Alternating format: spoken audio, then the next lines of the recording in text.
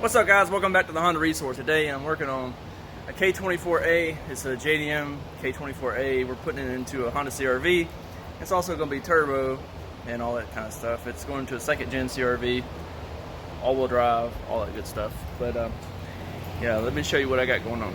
Alright, so this is Eric's engine. It's a K24A, like I said. It's RBB, but he's elected to put a K20 head on it.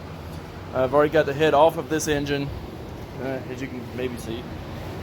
Hey, doggo! Pip, pip! Hey, Pepper! Hey, poop, poop! Oh, that's a good puppy! But anyways, putting a PRB oil pump on it. I've got it here. Still wrapped up. I haven't even unwrapped it yet.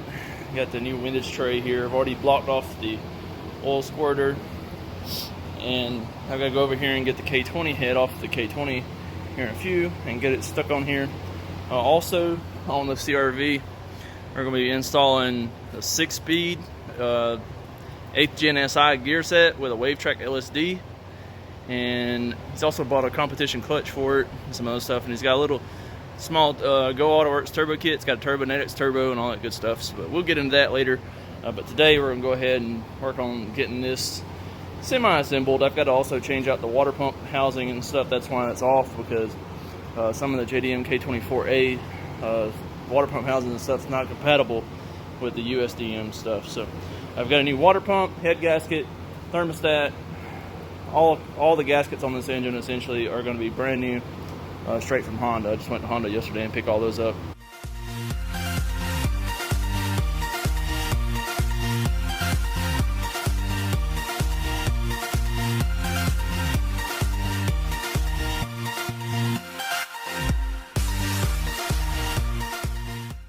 Alright, so anytime you're putting a K24 oil pump onto a K24 block, you have to notch the oil pump here and shave down this so it'll fit over this hump on the K24.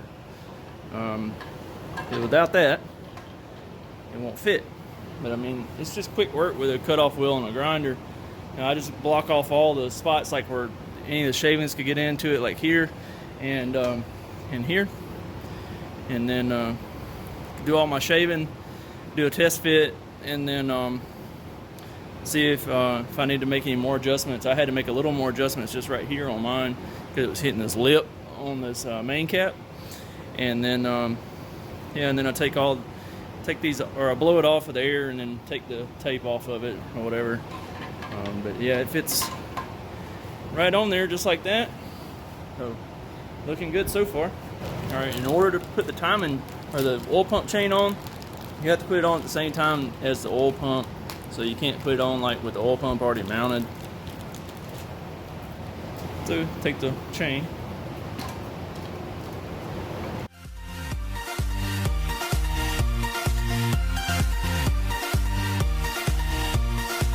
Like that, and then you put on all your tensioners and your guide and everything.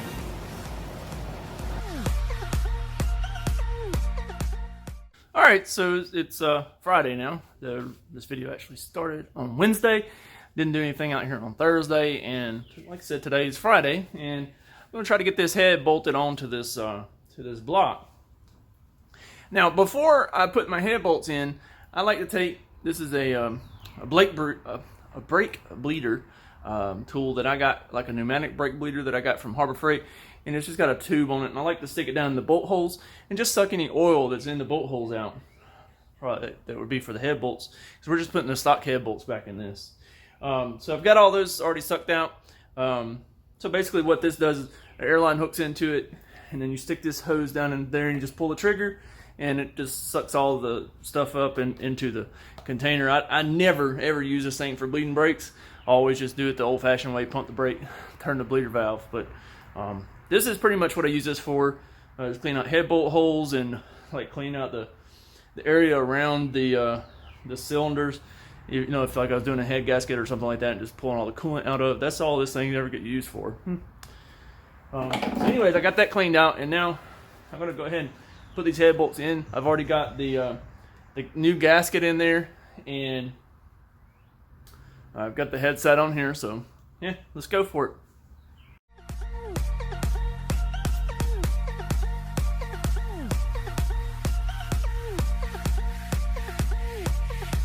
Alright, so you saw there that I used my little impact just to run those down in there. I didn't torque those. I didn't torque those. All I did was just run the slack out of the bolt. So now I'm actually gonna get my torque wrench and see if I can get these all torqued down.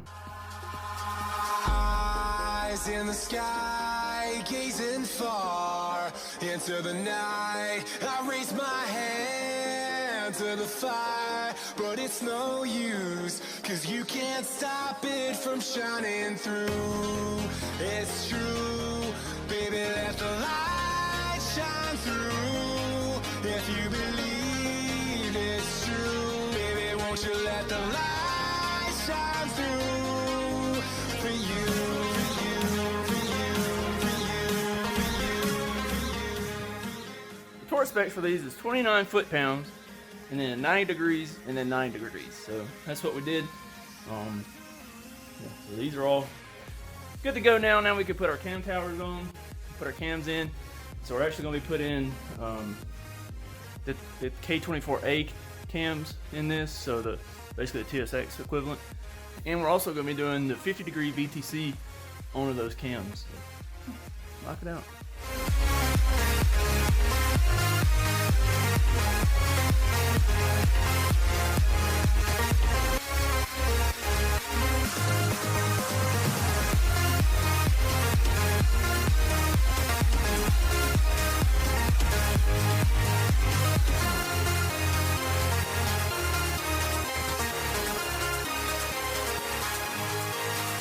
Alright, so I just swapped the cam gear out, or the VTC gear out for an RBC from the RBB.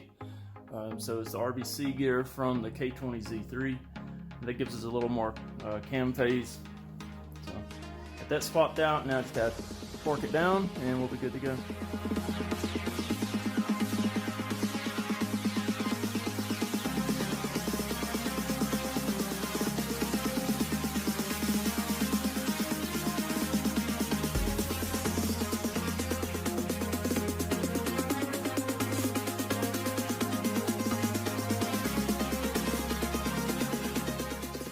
Alright, so I got the head bolted onto that, and you can see I got the timing cover on it. And got all the timing set and all that good kind of stuff. So now I've got to put a new valve cover gasket on the valve cover, then I can get it installed. And then also today, for the Green Dragon's engine, I stopped by the machine shop and picked up the head for it. So here's the head for that.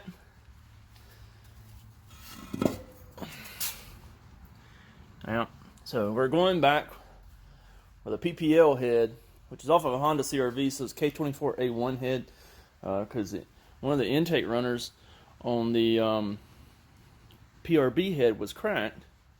I'll put that clip here.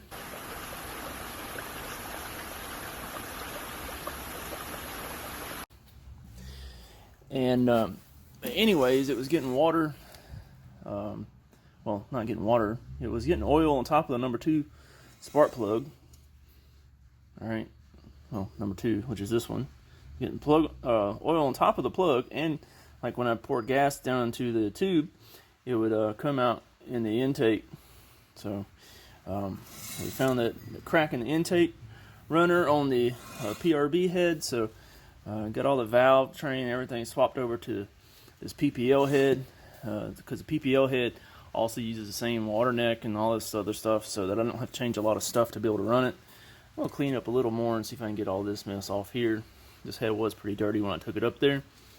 But so that's going to be our new head. So what we're going to do is half lock VTEC on this, and I'll cover that in the next video whenever we get to it. Just wanted something to kind of show you guys what's been going on, and I hadn't been out here in the shop a lot to record in the last week or so. So I mean, I hadn't really had any content coming out, but hopefully things will start picking up now, because I'm getting a few more parts in, and I got a few more cars out here that I got to work on. So I'm really excited to have the head back for the Green Dragon, and to be able to get the engine back together for that, because I've got stuff strewn all over the place in my shop. It's terrible. I hate this. It's so unorganized, and even worse than it normally is, and it's not ideal by any means.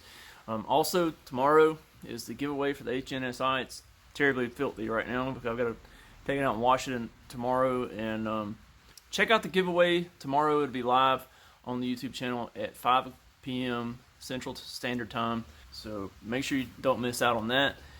And then, yeah, like I said, hopefully the next few weeks, the content should be picking up a little bit. So I extended the pre-order on the Green Dragon t-shirts till Sunday. I was going to close it today, which is Friday, but I extended it to Sunday just so that I can get this video out. I hadn't really published a lot of content since I've made this this pre-sale thing, so I mean a lot of people may not know about it. So right now I've only sold 13 shirts.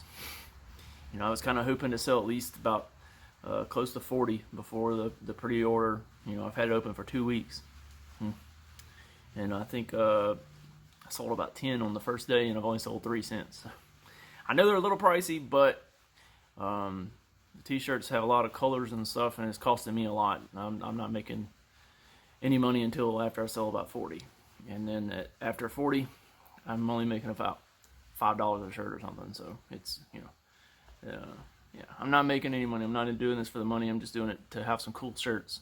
The artwork costs me a lot, and the shirts themselves are costing me a lot. So, but yeah, anyway, the pre-order will go in on Monday for that, so it'll close out on Sunday. So make sure you get those orders in if you're interested in those. I am going to order a few extra, but it would definitely help me out if you're interested. Go ahead and pick up one on the pre-order. Anyways, guys, thanks for tuning into this episode. Hopefully you can check back and tomorrow on the live for the HN giveaway. I really appreciate it, and I'm so happy to be done with this HN giveaway. I'm tired of talking about it, man. I know you guys are probably as equally tired of hearing about it. But this is the last giveaway that I'm doing, and as far as like something big like a car or something, I may do something silly like a little something here or there along the way, but like for like a 10,000 subscriber mark or something, kind of like what I did for the 5,000 subscriber mark. But anyways, guys, yeah, thanks for tuning in. Hopefully we'll see you tomorrow on our live. Make sure you don't miss it at 5 o'clock Central Standard Time. Thanks for checking out the video. If you enjoyed the content, hit the subscribe button, hit the like button, and leave me a comment and let me know if you're going to check out the live tomorrow. See you tomorrow. Peace.